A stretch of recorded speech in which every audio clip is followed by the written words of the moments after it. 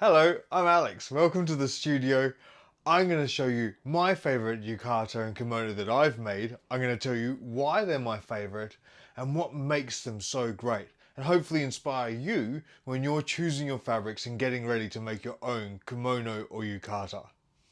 I'm going to show you all my favorites, but there are two that I wear every day without fail, and there is something similar about them, and it is that they are both made from cotton lawn. This is cotton lawn and so is this. I'll talk about this one first. This is cotton lawn that I bought in Singapore. It's absolutely beautiful. It's got that little sheen to it.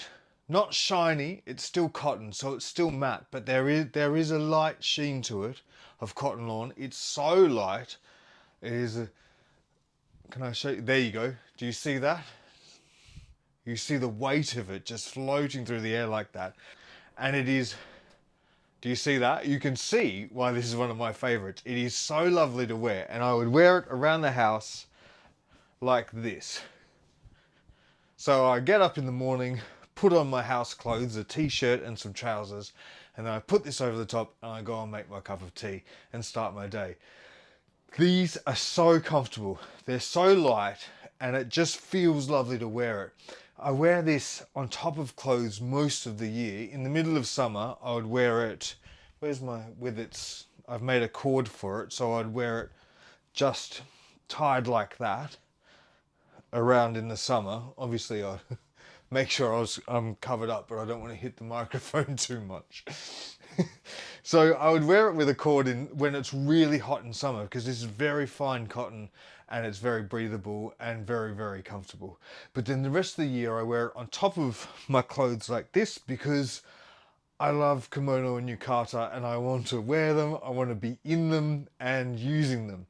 So it's a lovely house coat. And then also, once you've got the heating on and you start to have drafts in the winter, we're just entering winter now where I am in the UK, it's starting to get very chilly. And this is a lovely thing to have as your last layer when you're in the house, just to sort of protect you from a draft. You can sort of wrap yourself up in it, but they're so comfortable. Do you see the way it drapes like that? And then I've got the other one in cotton lawn is this. So this is made from a fabric that I bought in Barcelona from a Japanese fabric store in Barcelona, and they sell fabrics that are made in Japan, but they're regular widths. So this was 110 centimeters wide, and I bought everything that was left of it. All they had was 4 meters, so 4 yards, and it's 43 inches wide.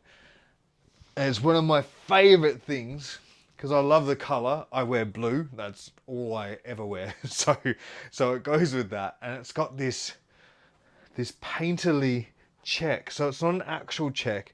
It looks like brush strokes, but it's printed onto the fabric. So it's a fantastic fabric.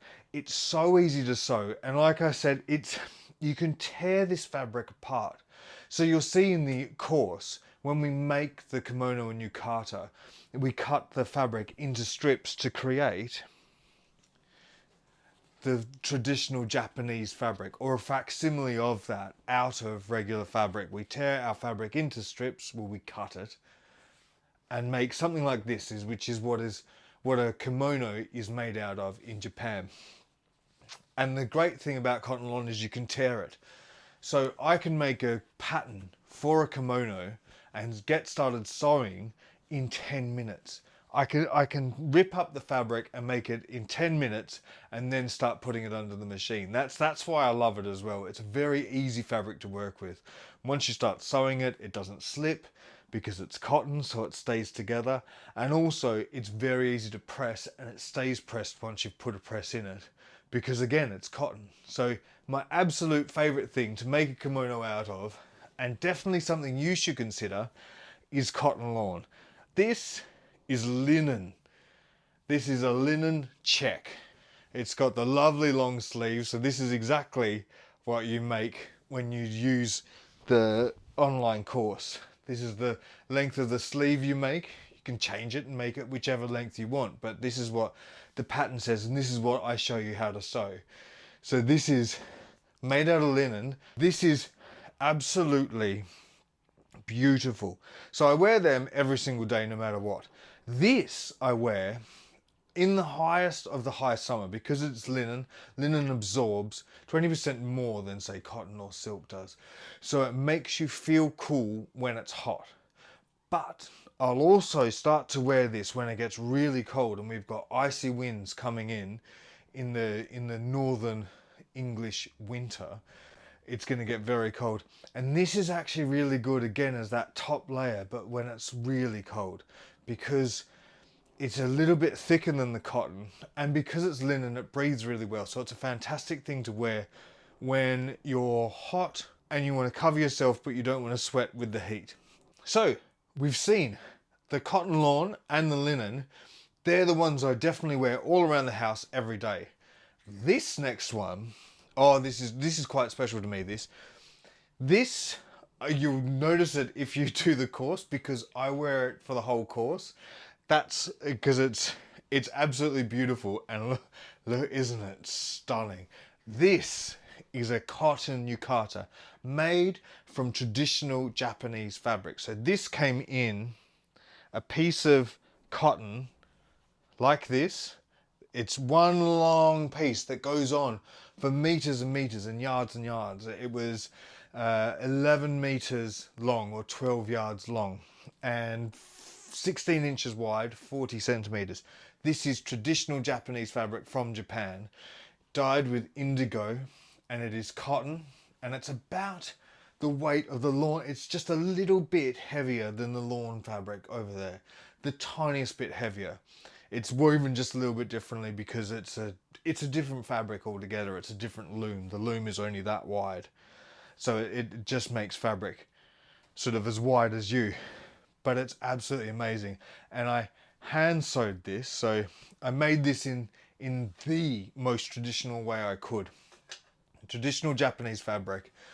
I got a traditional Japanese needle, which is really thin, really not thin, really short, like as short as your thumb. And you sew, you put a thimble on your finger here, and you sew by pushing the needle sort of through the fabric, so you almost become more of a sewing machine.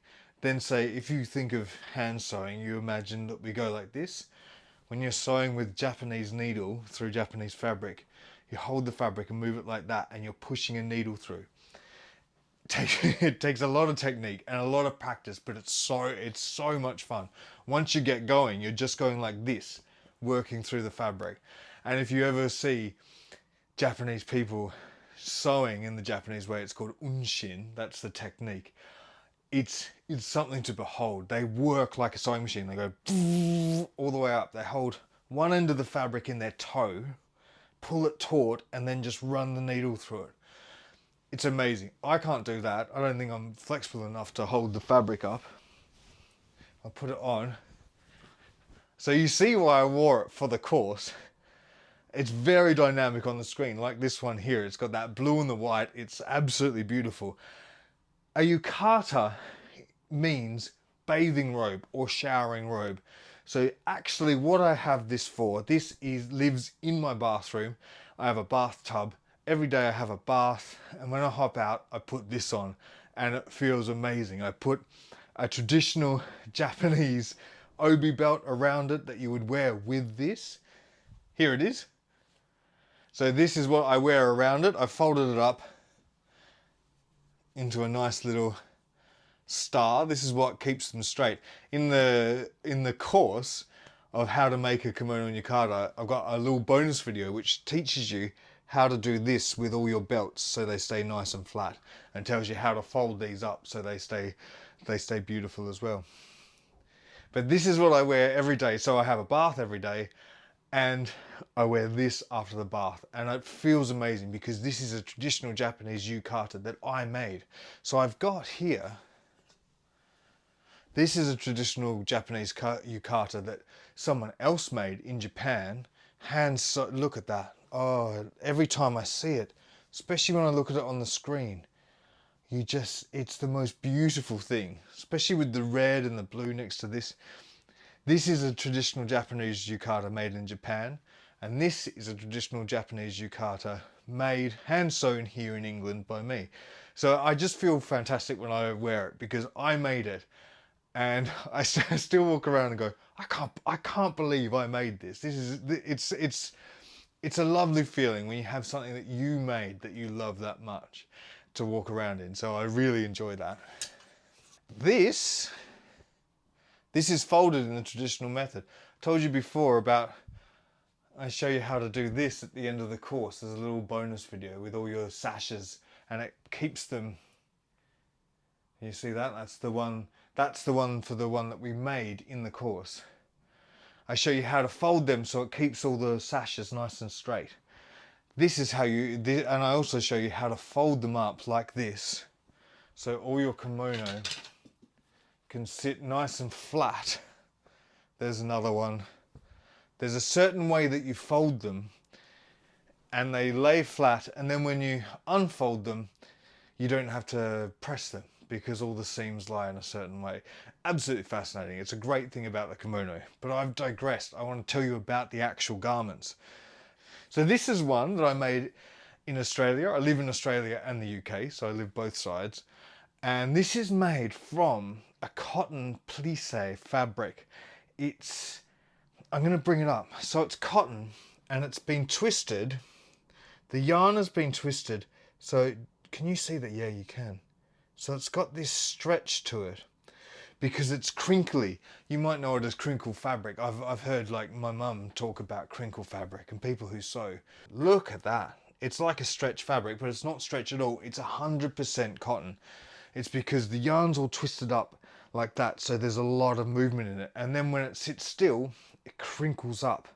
And it's almost pleated. That's how it is. And then it's got this white thread sewn through, which makes it even more apparent. So you've got a heavy white thread sewn through, and then the lighter thread is crinkly. So you've got that working against and trying to pull that heavy thread together. It's an amazing fabric. And I made this because when I'm in Australia, I live in a hot area. I live in Queensland. It's very hot. I need something that breathes. Can you see? Yeah, you can see me through this. So because it's got that crinkle to it, it makes it feel thicker and more comfortable because it goes up and down like this. It almost feels like there's two layers to the fabric. There isn't, it's just one, but it's crinkled together like that. It's so comfortable, and because it has that stretch to it, it feels a little bit like do you see how it just hangs a bit more? Bit like t-shirt material, like a jersey, but it's not. It's a woven fabric. Really, really fun to make. Now, I haven't got this in my most favorites because it was a bit weird to sew. Because you buy it and it's all crinkled up like this, then you press it so it sort of goes out, and then after you've pressed it and it's cooled, it starts to crinkle back up again. So while you're sewing it, it's moving around a bit. It's moving around a lot. It moves around a lot, but it all comes together. And because the fabric is moving all the time, you don't actually have to worry too much about your seams because it's gonna be weird, and it's not gonna twist, but it's gonna be a bit sort of off kilter anyway. So it's like the hippie of fabric. So it's just a bit, it goes its own way, and I love it for it. Fantastic fabric, and you'll be able to find it anyway. Look for cotton plisse or a double crepe. Sometimes it's called that. Amazing thing to make it out of, and a different texture. Do go out and try it. Don't be disheartened if this is what you've chosen and now I'm saying it's hard to do. It makes a fantastic yukata. It really does, and you will love this. It really is a lovely yukata. So there you go. I hope you enjoyed that. I really enjoyed making that and going through them and actually thinking about why I love them so much. It was actually quite a great process for me. I put this one back on because it's the most impressive. It's Japanese and I sewed it by hand, and I want as many people to see what I made with by hand as possible because I nearly went blind doing it. It is not a simple process. I know how to do this now with a sewing machine, and it's much simpler that way. Get some cotton and a sewing machine and you can have a kimono within the afternoon. Do it by hand and it will take you a week, but you will love it forever. This is one of the most amazing things I've ever made. So I'm just showing it off a little more before we go. But it's fantastic. So I talked a bit about the different kimonos and I talked a bit about the seams. In the next video, I'm going to talk to you about fitting the kimono. A lot of people ask me, Alex, can I make this to fit me? Now, there's a mannequin next to me. This kimono fits me and it fits the mannequin. I am not a slim guy, and I can make it to fit both, and also I can resize it to fit even smaller people, and I've resized it to fit people larger than me. I'm going to show you how to do that in the next video. So if you're worried about the sizing, don't worry, we will sort it out. It is very simple, you will see. So thank you for watching. Thank you for indulging me while I went through my own collection. I hope you enjoyed. Thank you very much.